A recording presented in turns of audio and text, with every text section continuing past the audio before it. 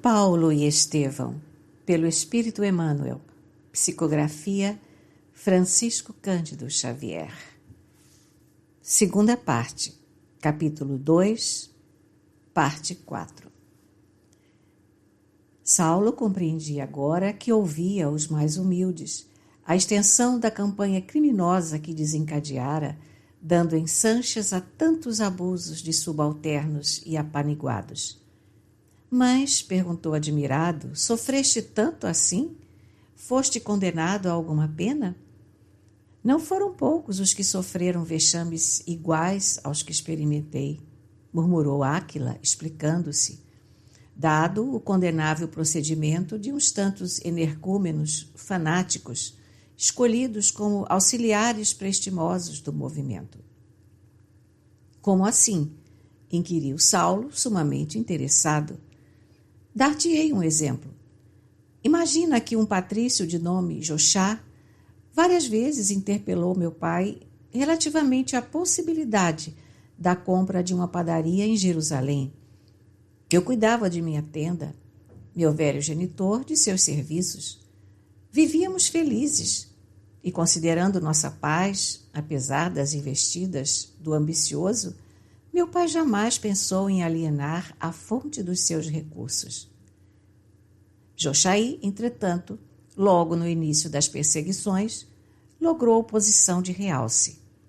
Em tais efeitos, os caracteres mesquinhos sempre levam a palma.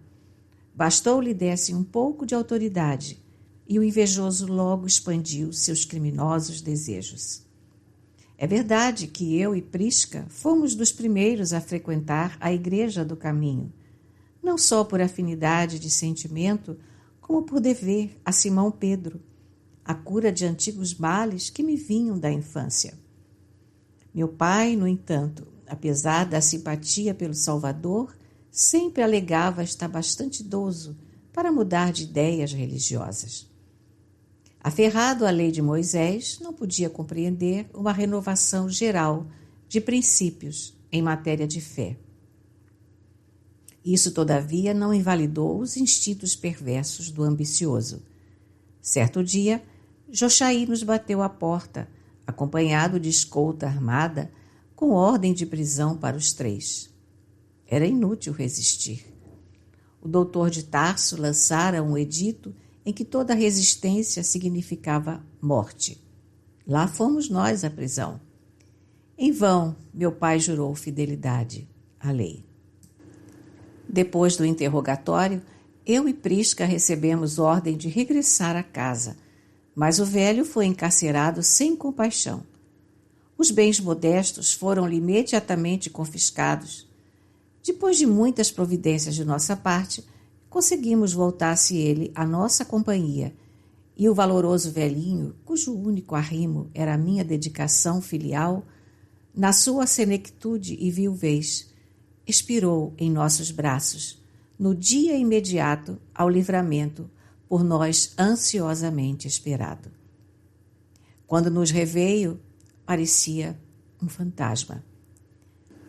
Guardas caridosos trouxeram-no quase agonizante. Ainda lhe pude ver os ossos quebrados, as feridas abertas, a epiderme lanhada de açoites. Em palavras titubeantes, descreveu as cenas lamentáveis do cárcere.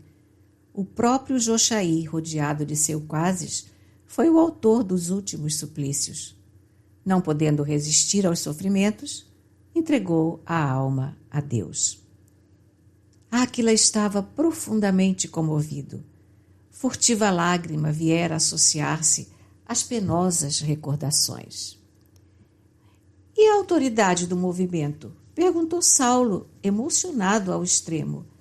Estaria alheia a esse crime? Creio que sim. A crueldade foi demasiada para que se lhe atribuísse tão só a punição por motivos religiosos. Mas não te valeste de alguma petição de justiça? Quem se atreveria a fazê-lo? Perguntou o empregado de Ezequias com admiração. Tenho amigos que chegaram a recorrer, mas pagaram com castigos mais violentos o desejo de justiça. O ex-rabino compreendeu a justeza dos conceitos. Somente agora tinha bastante largueza de vistas espirituais para avaliar a velha cegueira que lhe degrejara a alma. Áquila tinha razão.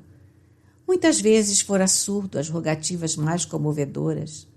Invariavelmente, mantinha as decisões mais absurdas dos seus prepostos inconscientes. Recordava-se do próprio Jochaí, que lhe parecia tão prestimoso nos dias de ignorância. "E que pensas de Saulo?" perguntou bruscamente. Longe de saber com quem permutava as ideias mais íntimas, Áquila respondeu sem titubear. O Evangelho manda considerá-lo irmão extremamente necessitado da luz de Jesus Cristo. Nunca o vi, mas, temendo as iniquidades praticadas em Jerusalém, aqui vim parar, em fuga precipitada, e tenho orado a Deus por ele, esperando que um raio do céu o esclareça, não tanto por mim, que nada valho, mas por causa de Pedro, que considero um segundo pai muito querido. Acredito que se operariam maravilhas se a Igreja do Caminho pudesse trabalhar livremente. Julgo que os apóstolos galileus são dignos de um campo sem espinhos para a sementeira de Jesus.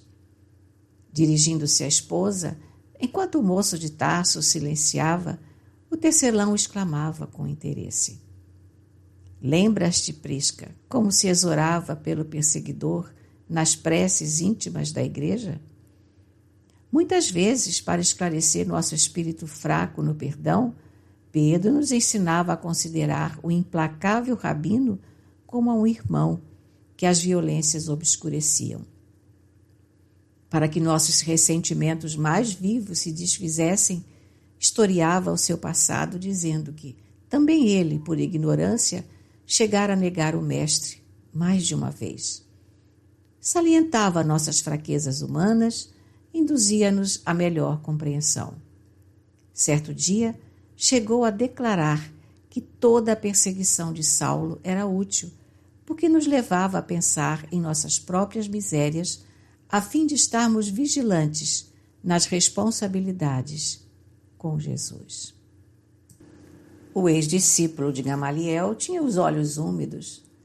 Sem dúvida, o famoso pescador de Cafarnaum é um dos grandes irmãos dos infelizes, murmurou convictamente.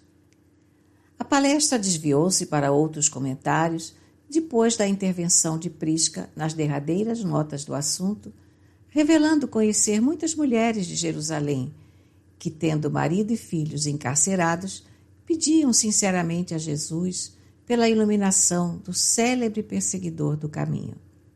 Em seguida, falaram do Evangelho. O manto de estrelas cobriu suas grandiosas esperanças, enquanto Saulo bebia, a longos haustos, a água pura da amizade sincera naquele novo mundo tão reduzido. Nessas palestras carinhosas e fraternais, os dias se foram passando rápidos. De quando em quando, chegavam de Palmira reforços de abastecimentos e outros recursos. Os 3 habitantes do oásis silencioso entrelaçavam aspirações e pensamentos em torno do Evangelho de Jesus. O único livro de suas meditações naquelas paragens tão remotas. O ex-rabino modificara o próprio aspecto ao contato direto das forças agressivas da natureza. A epiderme queimada pelo sol dava a impressão de um homem acostumado à inclemência do deserto. A barba crescida transformara-lhe o semblante. As mãos, afeitas ao trato dos livros, tornaram-se calosas e rudes. Entretanto, a solidão, as disciplinas austeras, o tear laborioso, lhe haviam enriquecido a alma de luz e serenidade. Os olhos calmos e profundos atestavam os novos valores do espírito. Entendera finalmente aquela paz desconhecida que Jesus desejara aos discípulos. Sabia agora interpretar a dedicação de Pedro, a tranquilidade de Estevão, no instante da morte ignominiosa, o fervor de Abigail, as virtudes morais dos frequentadores do caminho que perseguira em Jerusalém. A autoeducação, na ausência dos recursos da época, ensinara-lhe a alma ansiosa o segredo sublime de se entregar ao Cristo para repousar em seus braços misericordiosos e invisíveis. Desde que se consagrara ao Mestre de alma e coração, os remorsos, as dores, as dificuldades, como que se afastaram do seu espírito. Recebia todo o trabalho como um bem, toda necessidade como elemento de ensino. Sem esforço, afeiçoou-se a Áquila e sua mulher, como se houvessem nascido juntos. Certa vez, o companheiro adoeceu e esteve à morte, prostrado por violenta febre.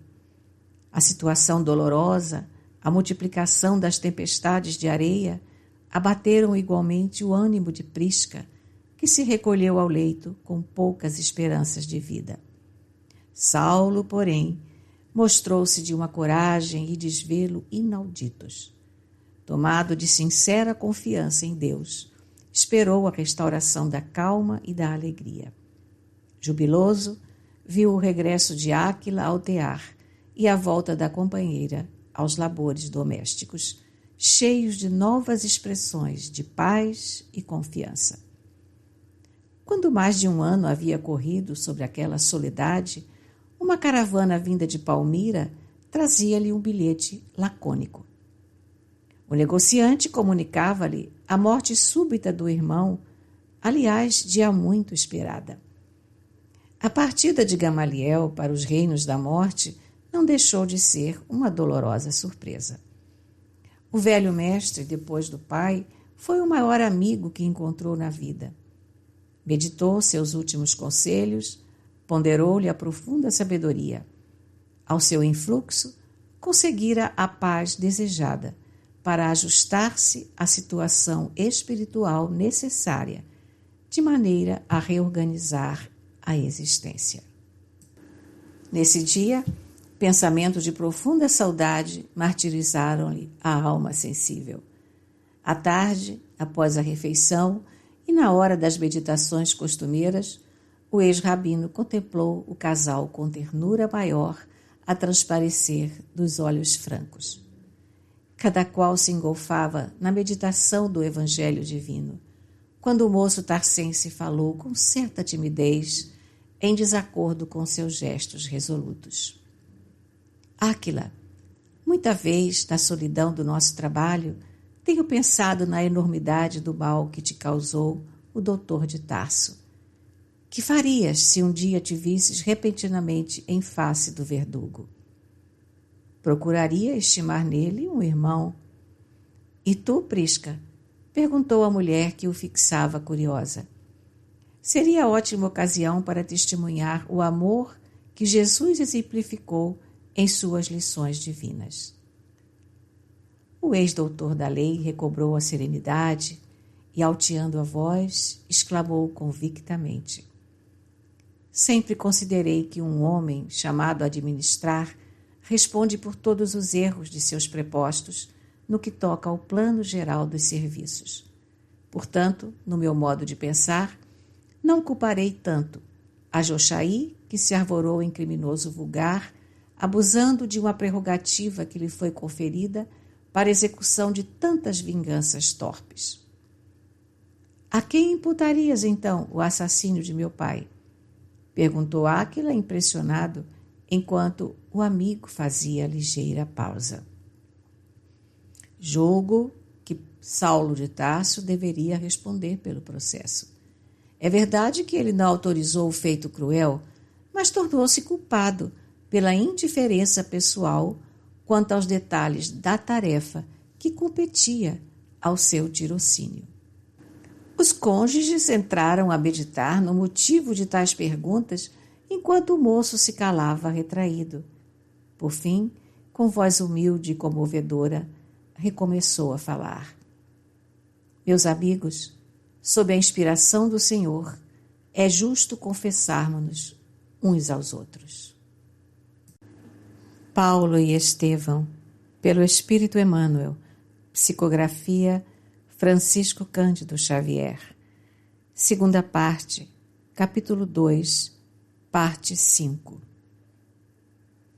Minhas mãos calejadas no trabalho, meu esforço por bem aprender as virtudes da fé, que ambos têm exemplificado a meus olhos, devem ser um atestado da minha renovação espiritual. Sou Saulo de Tarso, o sanhoso perseguidor, transformado em servo penitente. Se muito errei, hoje muito necessito. Na sua misericórdia, Jesus rasgou a túnica miserável das minhas ilusões. Os sofrimentos regeneradores chegaram ao meu coração, lavando-o com lágrimas dolorosas. Perdi tudo que significava honrarias e valores do mundo por tomar a cruz salvadora e seguir o Mestre na trilha da redenção espiritual. É verdade que ainda não pude abraçar-me ao madeiro das lutas construtivas e santificantes, mas persevero no esforço de negar-me a mim mesmo, desprezando o passado de iniquidades para merecer a cruz da minha ascese para Deus. Áquila e a mulher contemplavam-no com assombro. Não duvideis da minha palavra, continuou de olhos úmidos. Assumo a responsabilidade dos meus tristes feitos. Perdoe-me, porém, levando em conta a minha ignorância criminosa. O tecelão e a esposa compreenderam que as lágrimas lhe sufocavam a voz. Como que tolhido por singular emoção, Saulo começou a chorar convulsivamente. Áquila aproximou-se e abraçou-o. Aquela atitude carinhosa parecia agravar a contrição penosa, porque o pranto jorrou mais abundante. Recordou o momento em que encontrara a afetividade sincera de Ananias e, sentindo-se ali, nos braços de um irmão, deixou que as lágrimas lhe lavassem plenamente o coração. Sentia a necessidade de expandir sentimentos afetuosos. A velha vida de Jerusalém era convencionalismo e secura. Como doutor destacado, tivera muitos admiradores, mas em nenhum chegara a sentir afinidades fraternas. Naquele recanto do deserto, porém, o quadro era outro. Tinha à frente um homem digno e honesto, companheiro dedicado e trabalhador, antiga vítima das suas perseguições inflexíveis e cruéis. Quantos como Áquila e sua mulher não estariam dispersos no mundo, comendo o pão amargo do exílio por sua causa? Os grandes sentimentos nunca povoam a alma de uma só vez, em sua beleza integral. A criatura envenenada no mal é qual recipiente de vinagre, que necessita ser esvaziado pouco a pouco. A visão de Jesus constituía um acontecimento vivo e morredouro, mas, para que pudesse compreender toda a extensão dos seus novos deveres, impunha-se-lhe o caminho estreito das provas ríspidas e amargosas. Vira o Cristo, mas para ir ter com ele, era indispensável voltar atrás e transpor abismos.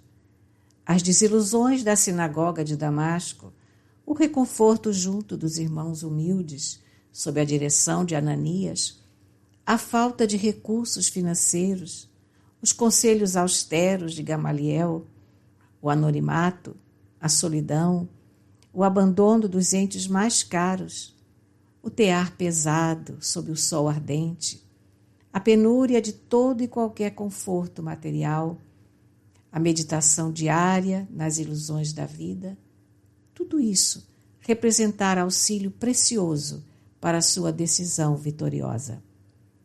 O Evangelho funcionara como lâmpada na jornada difícil para o descobrimento de si mesmo, a fim de ajuizar as necessidades mais prementes. Abraçando-se estreitamente ao amigo, que buscava enxugar-lhe as lágrimas, recordava-se de que em Damasco, após a grande visão do Messias, talvez ainda guardasse no íntimo o orgulho de saber ensinar, o amor à cátedra de mestre Israel, a tendência despótica de obrigar o semelhante a pensar com ele, ao passo que agora podia examinar o passado culposo e sentir o júbilo da reconciliação, dirigindo-se com humildade à sua vítima. Naquele instante, teve a impressão de que Áquila representava a comunidade de todos os ofendidos por seus desmandos cruéis. Serenidade branda enchia-lhe o coração. Sentia-se mais distanciado do orgulho, do amor próprio, das ideias amargas, dos remorsos terríveis. Cada gota de pranto era um pouco de fel que expungia da alma, renovando-lhe as sensações de tranquilidade e de alívio. Irmão Saulo, disse o tecelão, sem ocultar seu júbilo, regozijemo-nos no Senhor, porque como irmãos estávamos separados e agora nos encontramos juntos novamente. Não falemos do passado, comentemos o poder de Jesus que nos transforma por seu amor. Prisca, que também chorava, interveio com ternura. Se Jerusalém conhecesse esta vitória do Mestre, renderia graças a Deus. Sentados os três sobre a relva rala do oásis, ao sopro do vento que abrandava os rigores da tarde quente, irmanados na sublimidade da fé comum, o moço tarcense narrou-lhes o sucesso inolvidável da jornada de Damasco, revelando as profundas transformações da sua vida. O casal chorou de emoção e alegria, ouvindo o feito da misericórdia de Jesus, que a seus olhos piedosos não representava apenas um gesto de carinho ao servo desviado, mas uma bênção de amor para a humanidade inteira. Daí por diante, a tarefa lhes parecia mais leve, as dificuldades menos penosas. Nunca mais passou um crepúsculo sem que comentassem a dádiva gloriosa do Cristo às portas de Damasco. Agora que o Mestre nos reuniu, exclamava Áquila satisfeito, saiamos do deserto, proclamemos os favores de Jesus pelo mundo inteiro. Eu e Prisca não temos muitas obrigações de família.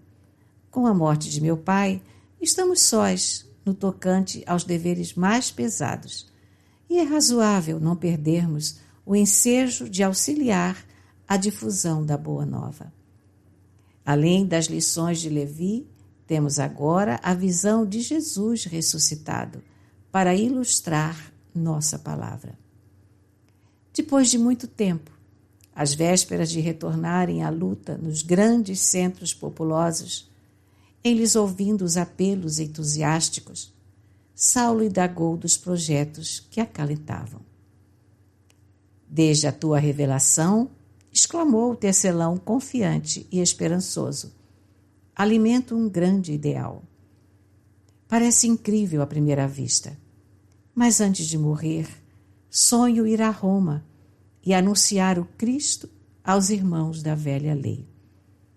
Tua visão no caminho de Damasco enche-me de coragem. Narrarei o fato aos mais indiferentes e darei um pouco de luz aos mais insensatos. Como servidor humilde dos homens, saberei dedicar-me aos interesses do Salvador. Mas quando pretendes partir? Quando o Mestre rasgar o caminho com o primeiro ensejo. Isto posto, abandonaremos Palmira. Depois de uma pausa em que Saulo se conservava pensativo, o outro murmurou: Por que não vais conosco a Roma? Ah, se eu pudesse, disse o ex-rabino, dando a entender o seu desejo. Julgo que Jesus desejará ver-me, antes de tudo, inteiramente reconciliado com quantos ofendi em Jerusalém. Além disso, preciso rever meus pais, matando as saudades do coração. Com efeito, Depois da passagem da grande caravana que lhes trazia os substitutos, servidos de um camelo, os 3 irmãos do caminho deixaram o oásis em direção a Palmira, onde a família de Gamaliel os acolheu com desvelado carinho. Áquila e a mulher ali ficariam algum tempo ao serviço de Ezequias, até que pudessem realizar o formoso ideal de trabalho na poderosa Roma dos Césares. Mas Saulo de Tarso, agora resistente como um beduíno, depois de agradecer a generosidade do benfeitor e despedir-se dos amigos com lágrimas nos olhos, tomou novamente o rumo de Damasco, radicalmente transformado pelas meditações de 3 anos consecutivos passados no deserto.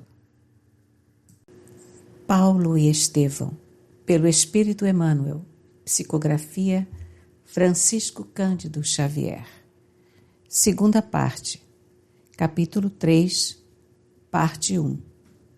Lutas e humilhações. A jornada se fez sem incidentes. Entretanto, em sua nova soledade, o moço tarcense reconhecia que forças invisíveis proviam-lhe a mente de grandiosas e consoladoras inspirações. Dentro da noite cheia de estrelas, tinha a impressão de ouvir uma voz carinhosa e sábia a traduzir-se por apelos de infinito amor e de infinita esperança. Desde o instante em que se desligara da companhia amorável de Áquila e sua mulher, quando se sentiu absolutamente só para os grandes empreendimentos do seu novo destino, encontrou energias interiores até então imprevistas por desconhecidas. Não podia definir aquele estado espiritual, mas o caso é que dali por diante, sob a direção de Jesus, Estevão conservava-se a seu lado como companheiro fiel. Aquelas exortações, aquelas vozes brandas e amigas que o assistiram em todo o curso apostolar e atribuídas diretamente ao Salvador, provinham do generoso mártir do caminho, que o seguiu espiritualmente durante 30 anos, renovando-lhe constantemente as forças para a execução das tarefas redentoras do Evangelho.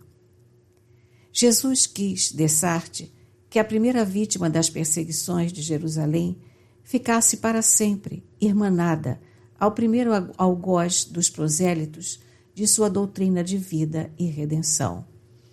Ao invés dos sentimentos de remorso e perplexidade em face do passado culposo, da saudade e desalento que às vezes lhe ameaçavam o coração, sentia agora radiosas promessas no espírito renovado, sem poder explicar a sagrada origem de tão profundas esperanças.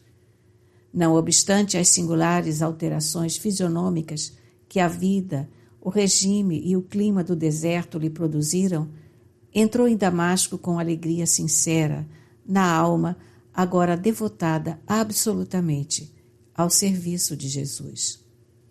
Com júbilo indefinível, abraçou o velho Ananias, pondo-o ao corrente de suas edificações espirituais. O respeitável ancião retribuiu-lhe o carinho com imensa bondade. Dessa vez, o ex-rabino não precisou insular-se numa pensão entre desconhecidos, porque os irmãos do caminho lhe ofereceram franca e amorosa hospitalidade. Diariamente, repetia a emoção confortadora da primeira reunião a que comparecera antes de recolher-se ao deserto. A pequena assembleia fraternal congregava-se todas as noites, trocando ideias novas sobre os ensinamentos do Cristo, comentando os acontecimentos mundanos à luz do Evangelho, permutando objetivos e conclusões. Saulo foi informado de todas as novidades atinentes à doutrina, experimentando os primeiros efeitos do choque entre os judeus e os amigos do Cristo, a propósito da circuncisão. Seu temperamento apaixonado percebeu a extensão da tarefa que lhe estava reservada. Os fariseus formalistas da sinagoga não mais se insurgiam contra as atividades do caminho, desde que o seguidor de Jesus fosse, antes de tudo, fiel observador dos princípios de Moisés. Somente Ananias e alguns poucos perceberam a sutileza dos casuístas que provocavam deliberadamente a confusão em todos os setores, atrasando a marcha vitoriosa da boa nova redentora. O ex-doutor da lei reconheceu que, na sua ausência, o processo de perseguição tomara-se mais perigoso e mais imperceptível, porquanto as características cruéis, mais francas, do movimento inicial sucediam às manifestações de hipocrisia farisaica que, a pretexto de contemporização e benignidade, mergulhariam a personalidade de Jesus e a grandeza de suas lições divinas em criminoso e deliberado ouvido. Coerente com as novas disposições do foro íntimo, não pretendia voltar à sinagoga de Damasco para não parecer um mestre pretensioso a pugnar pela salvação de outrem, antes de cuidar do aperfeiçoamento próprio. Mas, diante do que via e coligia com alto senso psicológico, compreendeu que era útil arrostar todas as consequências e demonstrar as disparidades do formalismo farisaico com o Evangelho.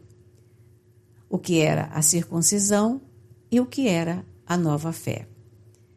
Expondo a Ananias o projeto de fomentar a discussão em torno do assunto, o velhinho generoso estimulou-lhe os propósitos de restabelecer a verdade em seus legítimos fundamentos. Para esse fim, no segundo sábado de sua permanência na cidade, o vigoroso pregador compareceu à sinagoga. Ninguém reconheceu o rabino de Tarso na sua túnica rafada, na epiderme tostada de sol, no rosto descarnado, no brilho mais vivo dos olhos profundos. Terminada a leitura e a exposição regulamentares, franqueada a palavra aos sinceros estudiosos da religião, eis que o desconhecido galga a tribuna dos mestres de Israel e, buscando interessar a numerosa assistência, falou primeiramente do caráter sagrado da lei de Moisés, detendo-se apaixonado nas promessas maravilhosas e sábias de Isaías, até que penetrou o estudo dos profetas. Os presentes escutavam-no com profunda atenção. Alguns se esforçavam por identificar aquela voz que lhe não parecia estranha. A pregação vibrante suscitava ilações de grande alcance e beleza.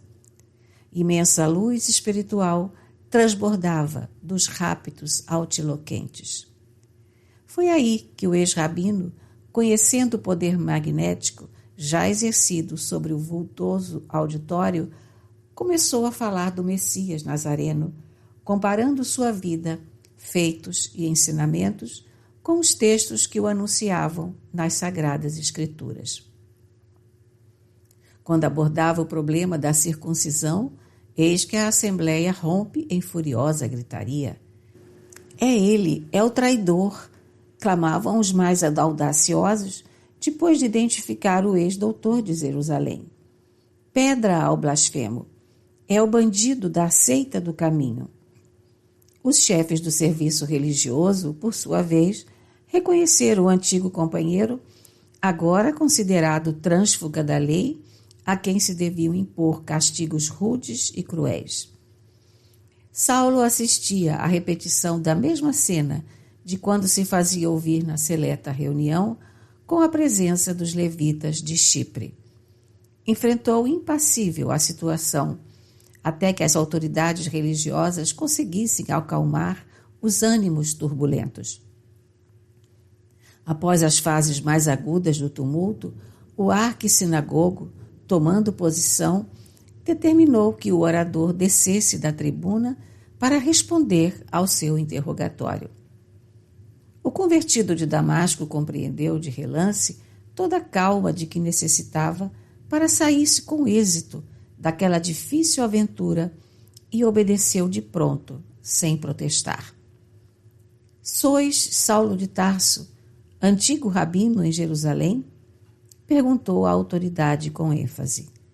Sim, pela graça do Cristo Jesus. Respondeu em tom firme e resoluto: não vem ao caso referências quaisquer ao carpinteiro de Nazaré. Interessa-nos tão só a vossa prisão imediata, de acordo com as instruções recebidas do templo, explicou o judeu em atitude solene. Minha prisão? Interrogou Saulo admirado. Sim. Não vos reconheço o direito de efetuá-la, esclareceu o pregador. Diante daquela atitude enérgica, houve um movimento de admiração geral. Por que relutais? O que só vos cumpre é obedecer. Saulo de Tarso fixou-o com decisão, explicando: nego-me porque, não obstante haver modificado minha concepção religiosa, sou doutor da lei e, além disso, quanto à situação política, sou cidadão romano e não posso atender a ordens verbais de prisão. Mas estás preso em nome do Sinédrio. Onde o mandado? A pergunta imprevista desnorteou a autoridade. Havia mais de 2 anos chegara de Jerusalém o documento oficial, mas ninguém podia prever aquela eventualidade. A ordem fora arquivada cuidadosamente, mas não podia ser exibida de pronto, como exigiam as circunstâncias. O pergaminho será apresentado dentro de poucas horas, acrescentou o chefe da sinagoga, um tanto indeciso. E como a justificasse, acrescentava: desde o escândalo da vossa última pregação em Damasco, temos ordem de Jerusalém para vos prender. Saulo fixou-o com energia e, voltando-se para a assembleia, que lhe observava a coragem moral, tomada de pasmo e admiração, disse alto e bom som: varões de Israel, trouxe ao vosso coração o que possuía de melhor, mas rejeitais a verdade, trocando-a pelas formalidades exteriores. Não vos condeno, lastimo-vos, porque também fui assim como vós outros. Entretanto, chegada a minha hora, não recusei o auxílio generoso que o céu me oferecia. Lançais-me acusações, vituperais minhas atuais convicções religiosas. Mas qual de vós estaria disposto a discutir comigo? Onde o sincero lutador do campo espiritual que deseje sondar em minha companhia as santas escrituras? Profundo silêncio seguiu-se ao repto. Ninguém? Perguntou o ardoroso artífice da nova fé com um sorriso de triunfo. Conheço-vos porque também palmilhei esses caminhos. Entretanto, convenhamos em que o farisaísmo nos perdeu, atirando nossas esperanças mais sagradas num oceano de hipocrisias. Venerais Moisés na sinagoga, tendes excessivo cuidado com as fórmulas exteriores, mas qual a afeição da vossa vida doméstica? Quantas dores ocultais sob a túnica brilhante? Quantas feridas dissimulais com palavras falaciosas? Como eu, devias sentir imenso tédio de tantas máscaras ignóbeis. Se fôssemos apontar os feitos criminosos que se praticam à sombra da lei, não teríamos açoites para castigar os culpados, nem o número exato das maldições indispensáveis à pintura de semelhantes abominações. Padeci de vossas úlceras, envenenei-me também nas vossas trevas, e vim a trazer-vos o remédio imprescindível. Recusais-me a cooperação fraterna. Entretanto, em vão recalcitrais perante os processos regeneradores, porque somente Jesus poderá salvar-nos. Trouxe-vos o Evangelho, ofereço-vos a porta de redenção para nossas velhas mazelas, e ainda quereis compensar meus esforços com o cárcere e a maldição? Recuso-me a receber semelhantes valores em troca de minha iniciativa espontânea. Não podereis prender-me, porque a palavra de Deus não está agelmada. Se a rejeitais, outros me compreenderão. Não é justo abandonar-me aos vossos caprichos, quando o serviço a fazer me pede dedicação e boa vontade. Os próprios diretores da reunião pareciam dominados por forças magnéticas poderosas e indefiníveis. O moço tarcense passeou o olhar dominador sobre todos os presentes, revelando a rigidez do seu ânimo poderoso. Vosso silêncio fala mais que as palavras, concluiu quase com audácia. Jesus não vos permite a prisão do servo humilde e fiel. Que a sua bênção vos ilumine o espírito na verdadeira compreensão das realidades da vida. Assim dizendo, caminhou resoluto para a porta de saída, enquanto o olhar assombrado da assembleia lhe acompanhava o vulto, até que a passo firme desapareceu em uma das ruas estreitas que desembocavam na grande praça. Como se despertasse, após o audacioso desafio, a reunião degenerou em acaloradas discussões. O arquissinagogo, que parecia sumamente impressionado com as declarações do ex-rabino, não ocultava a indecisão, relutando entre as verdades amargas de Saulo e a ordem de prisão imediata. Os companheiros mais enérgicos procuraram levantar-lhe o espírito de autoridade. Era preciso prender o atrevido orador a qualquer preço. Os mais decididos puseram-se à procura imediata do pergaminho de Jerusalém e, logo que o encontraram, resolveram pedir auxílio às autoridades civis, promovendo diligências. Daí a 3 horas, todas as medidas para a prisão do audacioso pregador estavam assentadas. Os primeiros contingentes foram movimentados às portas da cidade. Em cada uma postou-se pequeno grupo de fariseus, secundados por 2 soldados, a fim de burlarem qualquer tentativa de evasão. Em seguida, iniciaram a devassa em bloco da residência de todas as pessoas suspeitas de simpatia e relações com os discípulos do Nazareno. Saulo, por sua vez, afastando-se da sinagoga, procurou avistar-se com Ananias, ansioso da sua palavra amorosa e conselheira. O sábio velhinho ouviu a narração do acontecido, aprovando-lhe as atitudes.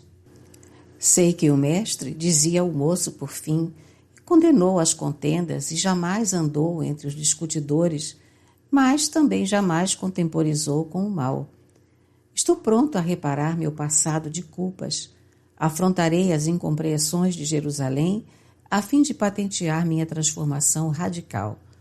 Pedirei perdão aos ofendidos pela insensatez da minha ignorância, mas de modo algum poderei fugir ao ensejo de afirmar-me sincero e verdadeiro. Acaso serviria ao mestre humilhando-me diante das explorações inferiores? Jesus lutou quanto possível e seus discípulos não poderão proceder de outro modo. O bondoso ancião acompanhava-lhe as palavras com sinais afirmativos. Depois de confortá-lo com a sua aprovação, recomendou-lhe a maior prudência. Seria razoável afastar-se quanto antes dali no seu tugúrio. Os judeus de Damasco conheciam a parte que tivera na sua cura. Por causa disso, muita vez lhe suportara as injúrias e remoques. Certo, procurá-lo-iam ali para prendê-lo. Assim, era de opinião que se recolhesse à casa de Consoror Lavadeira, onde costumavam orar e estudar o Evangelho. Ela saberia acolhê-lo com bondade. Paulo e Estevão, pelo Espírito Emmanuel, psicografia Francisco Cândido Xavier. Segunda parte, capítulo 3, parte 2. Saulo atendeu ao conselho sem hesitar. Daí a 3 horas, o velho Ananias era procurado e interpelado. Atenta à sua conduta discreta, foi recolhido ao cárcere para ulteriores averiguações. O fato é que, inquirido pela autoridade religiosa, apenas respondia: Saulo deve estar com Jesus. Nos seus escrúpulos de consciência, o generoso velhinho entendia que, desse modo, não mentia aos homens nem comprometia um amigo fiel. Depois de preso e incomunicável 24 horas, deram-lhe liberdade após receber castigos dolorosos. A aplicação de 20 bastonadas deixara-lhe o rosto e as mãos gravemente feridos.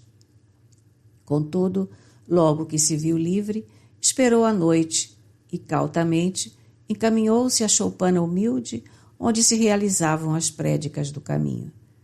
Reencontrando-se com o amigo, expôs-lhe o plano que vinha remediar a situação. Quando criança, exclamou Ananias prazeroso, assisti à fuga de um homem sobre os muros de Jerusalém. E como se recapitulasse os pormenores do fato, na memória cansada, perguntou: Saulo, terias medo de fugir num cesto de vime? Por quê? Disse o moço sorridente. Moisés não começou a vida num cesto sobre as águas? O velho achou graça da alusão e esclareceu o projeto. Não muito longe dali havia grandes árvores junto dos muros da cidade. Alçaria o fugitivo no grande cesto e depois, com insignificantes movimentos, ele poderia descer do outro lado em condições de encetar a viagem para Jerusalém, conforme pretendia. O ex-rabino experimentou imensa alegria. Na mesma hora, a dona da casa foi buscar o concurso dos 3 irmãos de mais confiança. E quando o céu se fez mais sombrio, depois das primeiras horas da meia-noite, um pequeno grupo se reunia junto à muralha, em ponto mais distante do centro da cidade.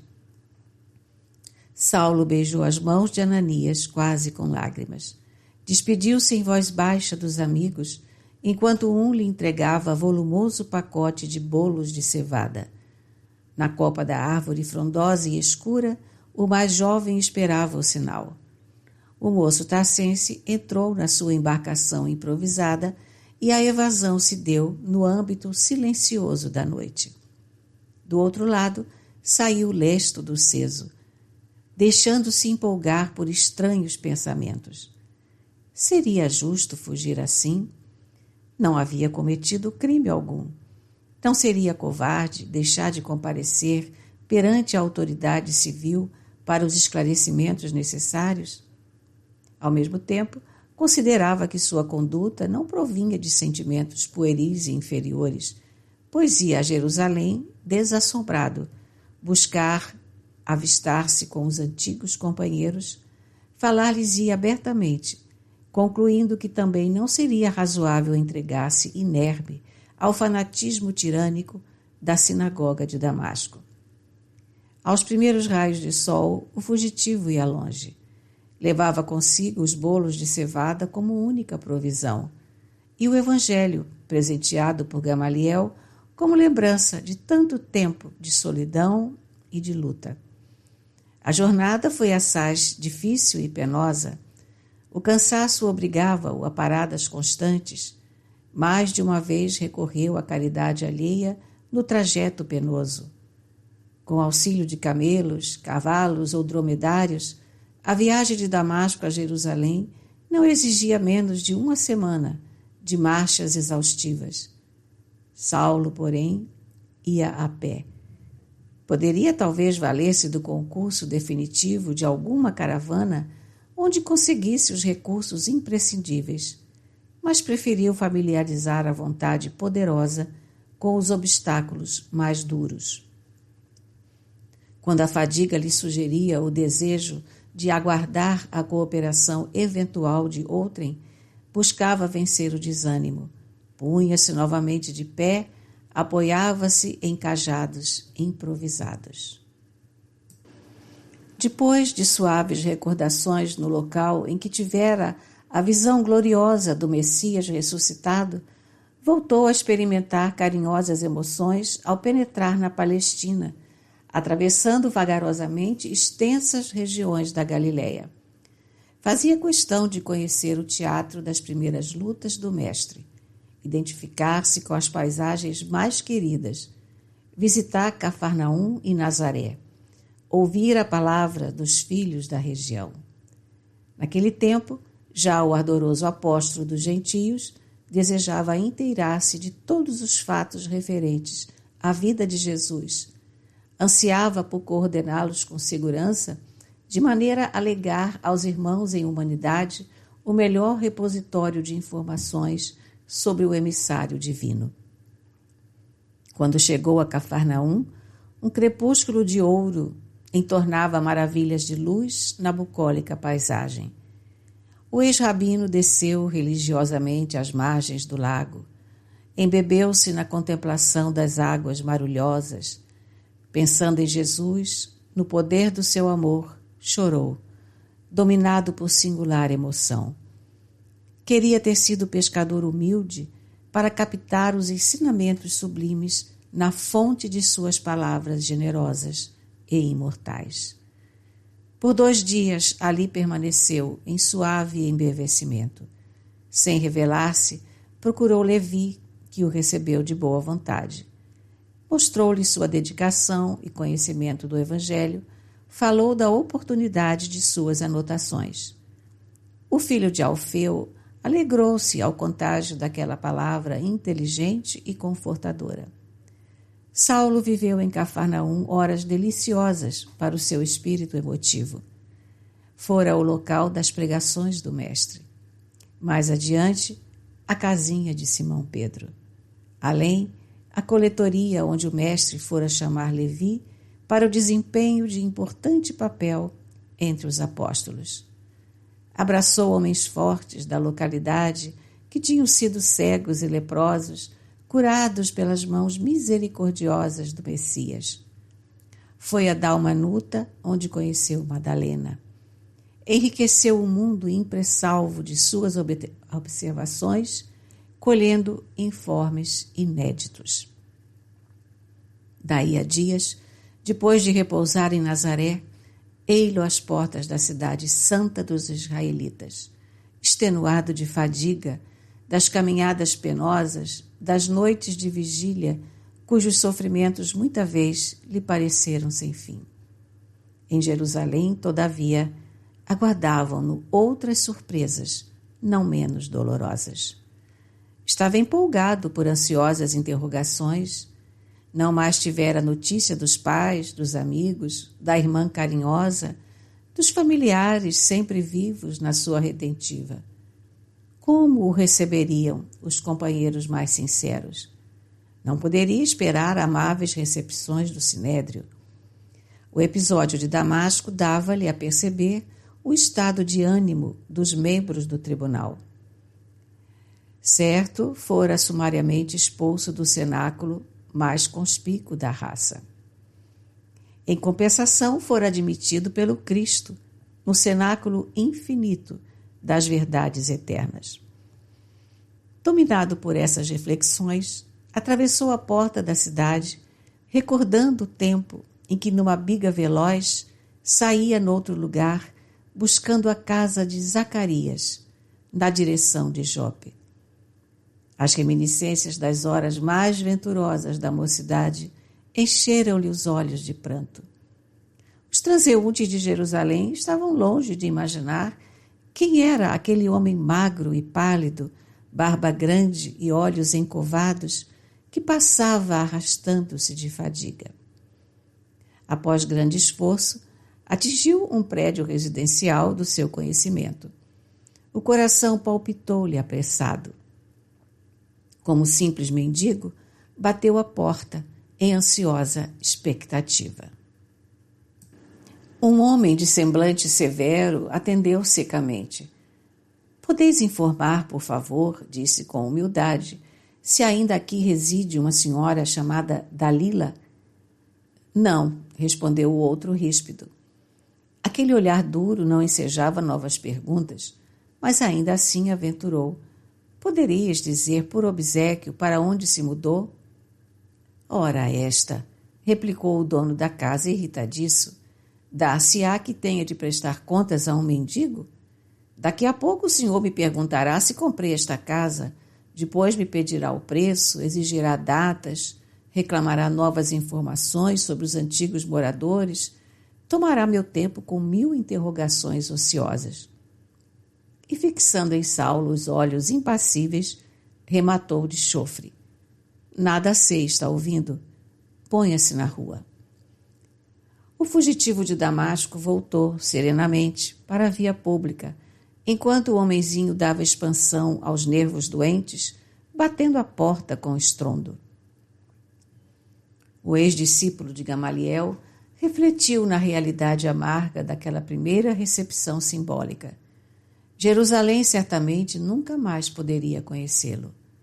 Não obstante a impressão dolorosa, não se deixaria empolgar pelo desânimo. Resolveu procurar Alexandre, parente de Caifás e seu companheiro de atividades no Sinédrio e no templo. Cansadíssimo, bateu-lhe a porta com minguadas esperanças. Um servo da casa, depois da primeira pergunta, vinha trazer-lhe a alvissareira notícia de que o amo não se demoraria a atender. Com efeito, daí a pouco, Alexandre recebia o desconhecido com indisfarçável surpresa. Satisfeito por conseguir a atenção de um velho amigo, Saulo adiantou-se, cumprimentando-o com efusão. O israelita ilustre não conseguiu ocultar o desapontamento e sentenciou com alguma generosidade nas palavras: Amigo, a que vindes a esta casa? Será possível que me não reconheças? Interrogou bem-humorado, apesar da imensa fadiga. Vossa fisionomia não me é de todo estranha. Entretanto, Alexandre, exclamou por fim prazenteiro, não te recordas mais de Saulo? Um grande abraço foi a resposta do amigo, que perguntava solícito, modificando o tratamento. Muito bem, até que enfim. Graças a Deus vejo que estás curado. Não me enganei esperando que voltasses. Grande é o poder do Deus de Moisés. Saulo compreendeu de pronto a ambiguidade daquelas expressões. Sentindo dificuldade em fazer-se entendido, procurava o melhor meio de explicar-se com êxito, enquanto o amigo prosseguia. Mas que aspecto é este? Olha que mais pareces um beduíno do deserto. Dize-me, quanto tempo durou a enfermidade pertinaz? Saulo encheu-se de coragem e acentuou. Mas há engano com certeza. Ou estarás mal informado, porque nunca estive doente. Impossível, disse Alexandre, visivelmente desapontado, depois de tantas demonstrações afetuosas. Jerusalém anda repleta de lendas a teu respeito. Sadoc veio até aqui há 3 anos pedir providências enérgicas do Sinédrio para que se esclarecesse tua situação e, depois de longos debates, levou uma ordem de prisão contra ti. Desde essa época, lutei desesperadamente para que se modificassem as disposições da peça condenatória. Provei que, se havias adotado uma atitude simpática para com a gente do caminho, certo, essa decisão obedecia a fins que não estávamos habilitados a compreender de pronto, como, por exemplo, o de sondar melhor a extensão de suas atividades revolucionárias. Saulo não pôde conter-se e revidou antes que o amigo continuasse. Mas, nesse caso, seria um hipócrita refalsado e indigno do cargo e de mim mesmo. O outro contrafeito carregou o sobrolho. Aliás, ponderei todas as hipóteses e, como não podia tomar-te por hipócrita, acentuou Alexandre, procurando emendar a mão. Consegui provar que tua atitude em Damasco provinha de transitória demência. Não era justo pensar de outro modo, mesmo porque, do contrário, serias também insincero conosco na esfera do farisaísmo. O ex-rabino sentiu a delicadeza do impasse. Havia renovado as concepções religiosas, mas estava diante de um amigo. Quando muitos o abandonavam, aquele o recebia fraternalmente. Era necessário não magoá-lo. Todavia, era impossível mascarar a verdade. Sentiu os olhos úmidos. Impunha-se-lhe testemunhar o Cristo a qualquer preço, embora tivesse de perder as maiores afeições do mundo. Alexandre, disse humildemente, É verdade que iniciei o grande movimento de perseguição ao caminho, mas agora é indispensável confessar que me enganei. Os apóstolos galileus têm razão. Estamos no limiar de grandes transformações. Às portas de Damasco, Jesus me apareceu na sua gloriosa ressurreição e exortou-me ao serviço do seu evangelho de amor. A palavra saía-lhe tímida, lavada no desejo de não ferir as crenças do amigo, que, não obstante, deixava transparecer profunda decepção no rosto lívido. Não diga tais absurdos, exclamou irônico e sorridente. Desgraçadamente, vejo que o mal continua minando-te as forças físicas e mentais. A sinagoga de Damasco tinha razão. Se não te conhecesse da infância, dar-te-ia agora o título de blasfemo e desertor. Paulo e Estevão, pelo Espírito Emmanuel, psicografia Francisco Cândido Xavier. Segunda parte, capítulo 3, parte 3. O moço tarcense, não obstante a energia viril, estava desapontado. Aliás, prosseguiu o outro, assumindo ares de protetor. Desde o início de tua viagem não concordei com o mísero cortejo que levavas. Jonas e Demétrio são quase boçais, e Jacó vive de caduquices. Com semelhante companhia, qualquer perturbação da tua parte haveria de acarretar grandes desastres morais para nossa posição. No entanto, Alexandre, dizia o ex-rabino, um tanto humilhado, devo insistir na verdade. Vi com estes olhos o Messias de Nazaré. Ouvi-lhe a palavra de viva voz. Compreendendo os erros em que vivia, na minha defeituosa concepção da fé, demandei o deserto. Lá estive 3 anos, em serviço rude e longas meditações. Minha convicção não é superficial. Creio hoje que Jesus é o Salvador, o Filho do Deus vivo.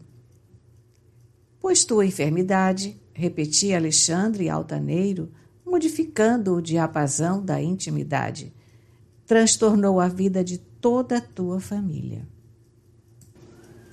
Envergonhados com as notícias chegadas da Síria, Jaques e Dalila mudaram-se de Jerusalém para a Cilícia.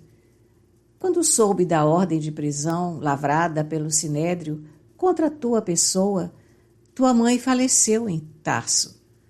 Teu pai, que te educou com esmero, esperando da tua inteligência os maiores galardões de nossa raça, vive acabrunhado e infeliz. Teus amigos, cansados de suportar as ironias do povo em Jerusalém, vivem esquivos e humilhados depois de te procurarem em vão. Não te doerá a visão deste quadro? Uma dor como esta não bastará para refazer-te o equilíbrio mental? O ex-doutor da lei tinha o coração ralado de angústia. Tantos dias ansiosos, tantas amarguras vividas no intuito de lograr alguma compreensão e repouso junto dos seus. Vi agora, era tudo ilusão e rumaria. A família desorganizada, a mãe morta, o pai infeliz. Os amigos execravam-no. Jerusalém lançava-lhe ironias. Vendo-o em tal atitude, o amigo regozijava-se intimamente, esperando ansioso o efeito de suas palavras. Depois de concentrar-se um minuto, Saulo acentuou: lamento ocorrências tão tristes e tomo a Deus por testemunha de que não cooperei intencionalmente para isso. No entanto, mesmo aqueles que ainda não aceitaram o Evangelho deveriam compreender, segundo a antiga lei, que não devemos ser orgulhosos. Moisés, nada obstante a energia das recomendações, ensinou a bondade. Os profetas que lhe sucederam foram emissários de mensagens profundas para o nosso coração, que se perdia na iniquidade. Amós nos concitou a buscar Jeová para conseguirmos viver. Lastimo que os meus afeiçoados se julguem ofendidos, mas é preciso considerar que, antes de ouvir qualquer julgamento ocioso do mundo, devemos buscar os juízos de Deus. Quer dizer que persistes nos teus erros? Perguntou Alexandre, quase hostil. Não me sinto enganado. Dada a incompreensão geral, comentou o ex-rabino dignamente, também me encontro em penosa situação. Mas o mestre não me faltará com o seu auxílio. Lembro-me dele e experimento grande conforto. Os afetos da família e a consideração dos amigos eram no mundo minha única riqueza. Contudo, encontrei nas anotações de Levi o caso de um moço rico que me ensina a proceder nesta hora. Desde a infância procurei cumprir rigorosamente meus deveres, mas, se é preciso lançar mão da riqueza que me resta para alcançar a iluminação de Jesus, renunciarei à própria estima deste mundo. Alexandre pareceu comover-se com o tom melancólico das últimas palavras. Saulo dava a impressão de alguém que estivesse prestes a chorar. Estás fundamente transtornado, objetou Alexandre. Só um demente poderia proceder assim. Gamaliel não era um louco e aceitou Jesus como o Messias prometido. Acrescentou o ex-doutor, invocando a venerável memória do grande rabino. Não creio, disse o outro com ar superior. Saulo baixou a fronte silencioso. Grande a humilhação daquela hora. Depois de havido como demente, era tido por mentiroso. Apesar disso, no auge da perplexidade, considerou que o amigo não estava em condições de compreendê-lo integralmente. Refletia na situação embaraçosa quando Alexandre voltou a dizer: infelizmente, preciso convencer-me do estado precário do teu cérebro. Por enquanto, poderás ficar em Jerusalém à vontade, mas será justo não multiplicar o escândalo da tua enfermidade com falsos panegericos do carpinteiro de Nazaré. A decisão do Sinédrio, que consegui com tantos sacrifícios, poderia modificar-se. Quanto ao mais, terminava como a despedi-lo. Sabes que continuo as tuas ordens para uma retificação definitiva de atitudes, a qualquer tempo. Saulo compreendeu a advertência.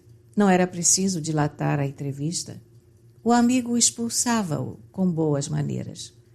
Em 2 minutos, achou-se novamente na via pública. Era quase meio-dia, um dia quente. Sentiu sede e fome. Consultou a bolsa, estava quase vazia. Um resto do que recebera das mãos generosas do irmão de Gamaliel ao deixar Palmira definitivamente. Procurou a pensão mais modesta de uma das zonas mais pobres da cidade. Em seguida, a frugal refeição e, antes que caíssem as sombras cariciosas da tarde, encaminhou-se esperançado para o velho casarão reformado, onde Simão Pedro e companheiros desenvolviam toda a atividade em prol da causa de Jesus. No trajeto, recordou-se de quando fora ouvir Estevão em companhia de Sadoc.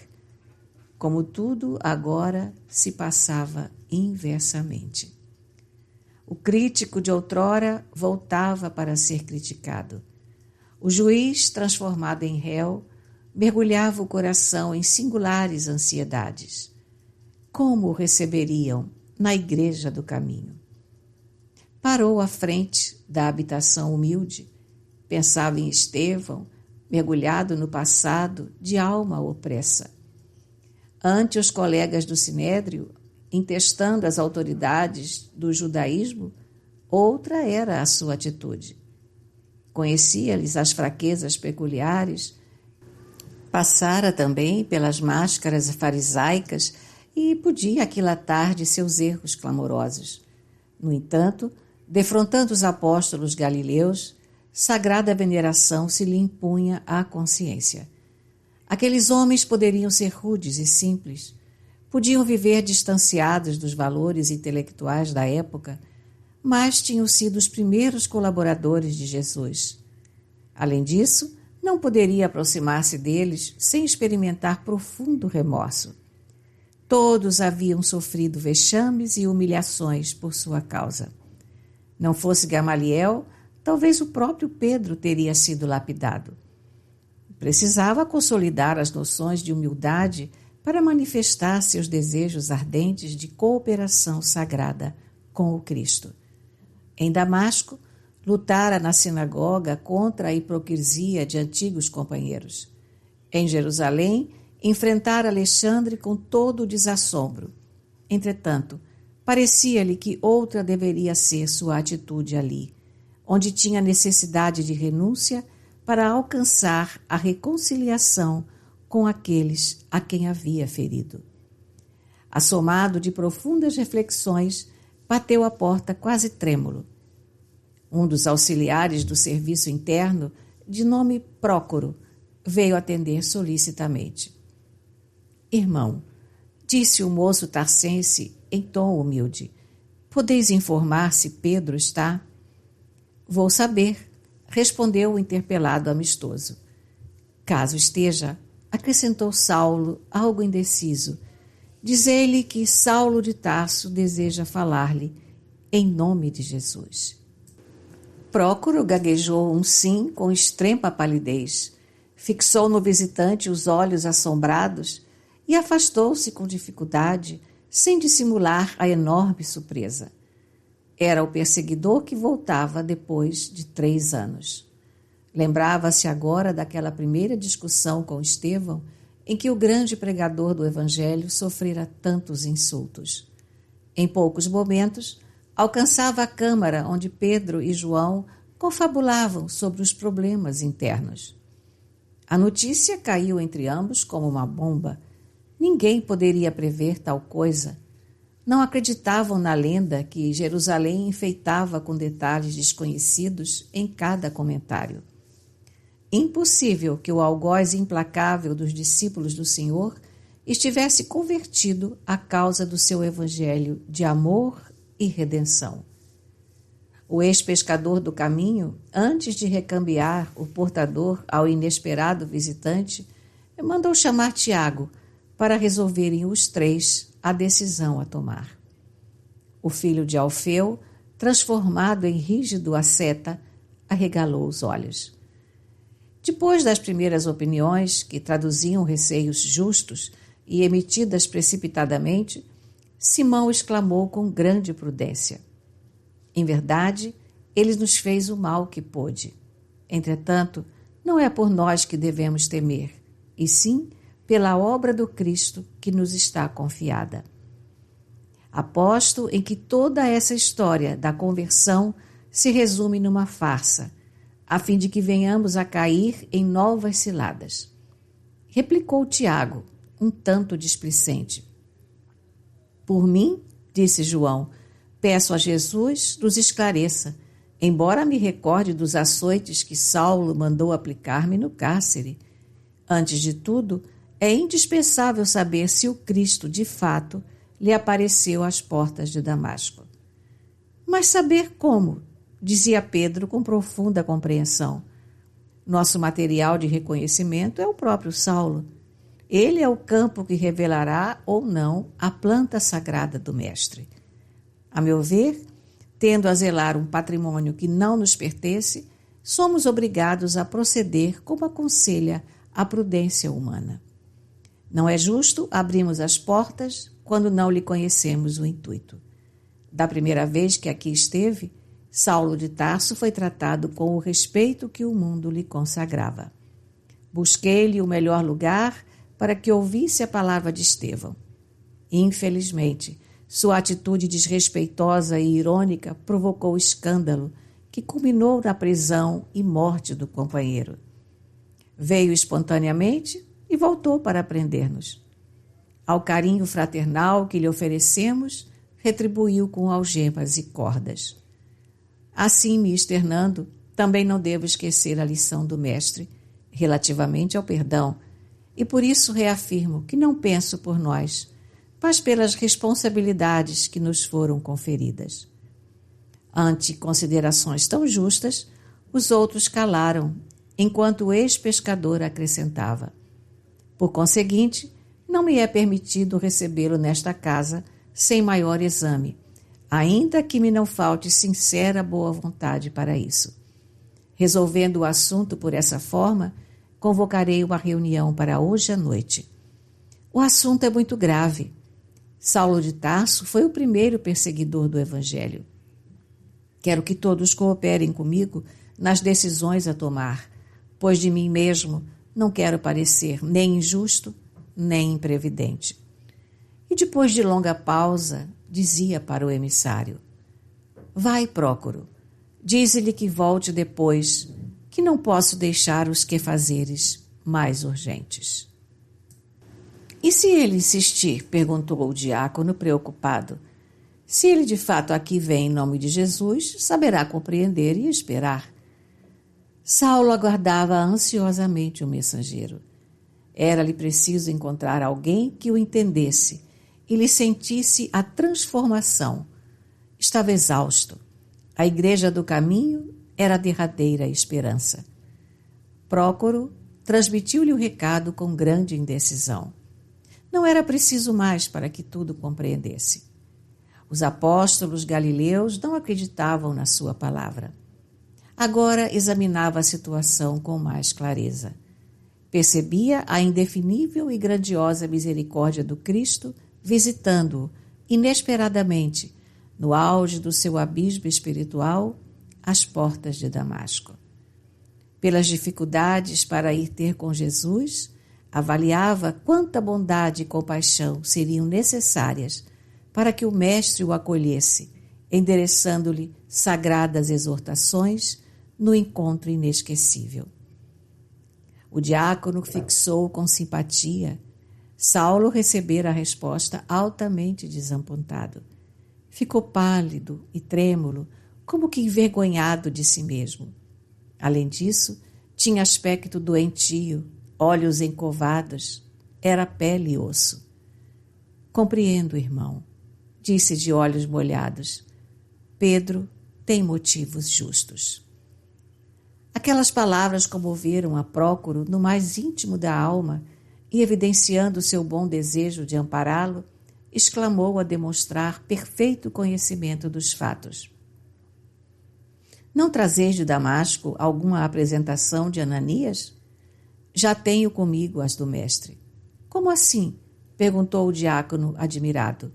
Jesus disse em Damasco, falou o visitante com serenidade, que mostraria quanto me compete sofrer por amor ao seu nome.